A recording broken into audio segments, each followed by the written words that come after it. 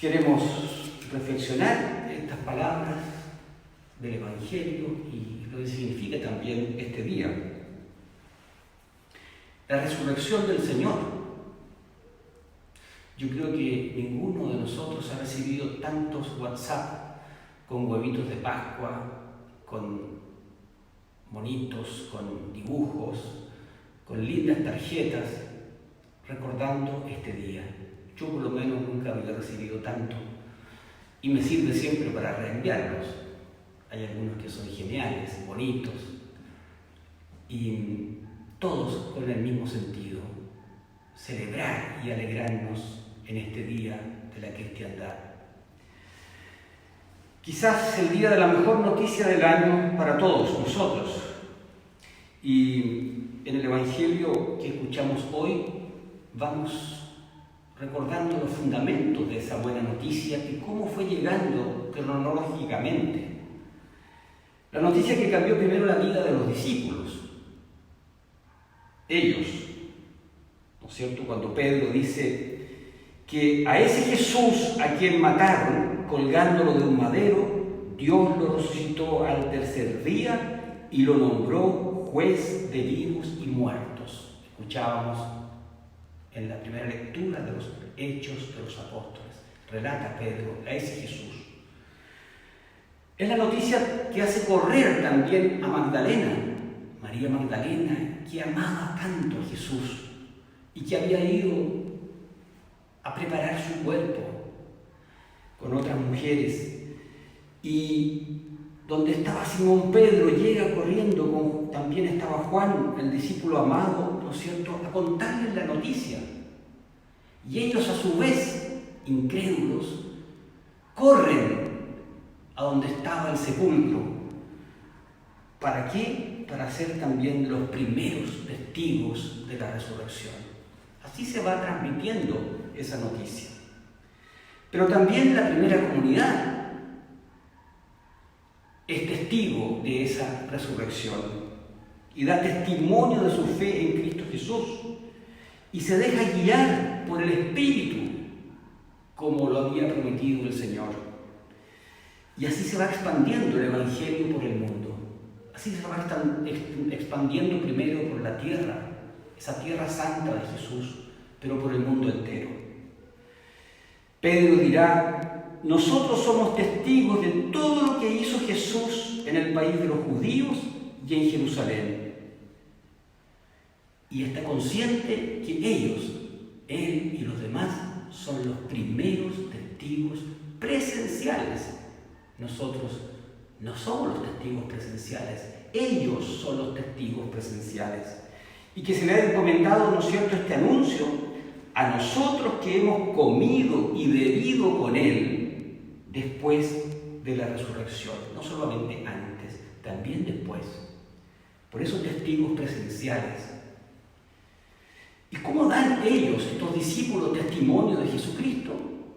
Con la verdad, con valentía e incluso muchos de ellos dando la vida, igual que Jesús. Pero nosotros también queremos ser testigos de ese Cristo resucitado. Nosotros hoy, en este tiempo, en este mundo que nos toca vivir, también testigos de este tiempo. ¿Qué se nos pide? ¿Se nos pide solamente ser buenas personas o ser aquellos que cumplen con los valores cristianos en general y llevamos una buena vida? Sí, eso también se nos pide, pero se nos pide mucho más que eso.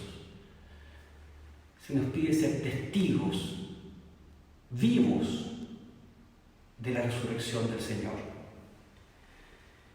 Entonces, si queremos también ser testigos, es con dos cosas concretas: de palabra y de obra. Veamos qué significa eso, de palabra. Nosotros testigos de palabra, o sea, también anunciando a Jesús. ¿Anunciadores de qué en este tiempo, especialmente de tiempo de esperanza? Yo creo que este tiempo que estamos viviendo de encierro, ya tercera semana, muchos empiezan a sufrir. Quizás esas consecuencias del encierro. Muchos empiezan a sentir también la incertidumbre. Bueno, ¿y cuándo va a terminar esto? ¿Hasta cuándo vamos a estar así? ¿Hasta septiembre? ¿Todos estos meses? Entonces, a nosotros que estamos viviendo este tiempo se nos dice, bueno, ustedes tienen que ser testigos de palabra entonces allí donde están viviendo. También en una conversación telefónica o también en un mensaje que podemos enviar para dar esperanza. Pero se nos pide anunciar la palabra con muchas formas. A mí me ha impactado en esta Semana Santa la cantidad de personas que han podido celebrar Semana Santa cada día con una originalidad envidiable. Vi fotos de familias donde el papá de la casa lavaba los pies a toda su familia el día del Jueves Santo. Vi fotos de familias que se reunieron en torno a la mesa, preciosa mesa, como si fuese la última cena, con un pan grande, con una uva, con un vino, para partir el pan entre todos y para compartir el vino. Vi fotos también de familias que celebraron la vigilia pascual a su manera, con una liturgia, con cantos, con lecturas, como se puede hacer en una familia.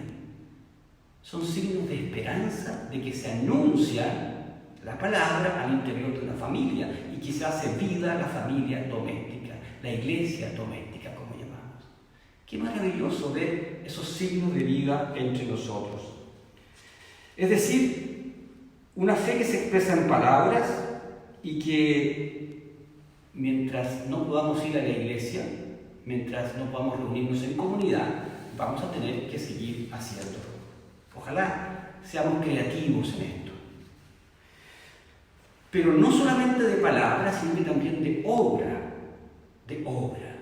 ¿Qué significa ser testigos de la resurrección, pero con obras concretas?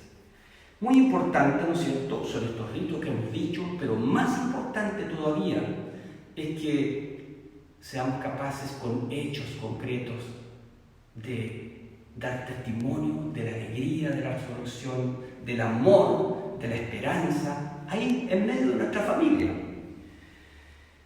Por ejemplo, el papá que lava los platos cuando nunca lo había hecho. Quizás los hijos están extrañados. O los papás extrañados del hijo que ahora hace su cama solo, porque no hay nadie que la haga por él. O de ese matrimonio que hace tiempo que no dialogaba y se ha dado el tiempo para conversar en torno a una copa de vino, quizás esperando un momento para celebrar juntos. Se han dado muchos momentos de intimidad en donde se da testimonio con hechos concretos en la familia.